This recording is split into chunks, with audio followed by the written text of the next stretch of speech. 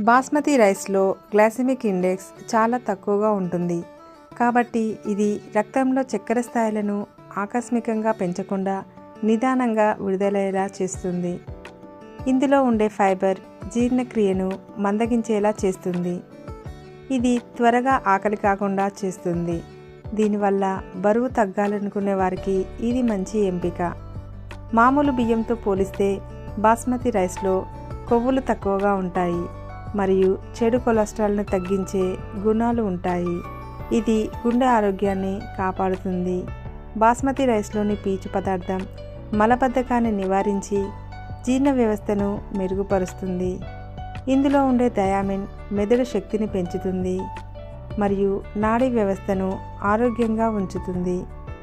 Basmati rice శరీరానికి అవసరమైన కార్బోహైడ్రేట్లను త్వరగా అందించి నిరంతరం శక్తిని ఇస్తుంది.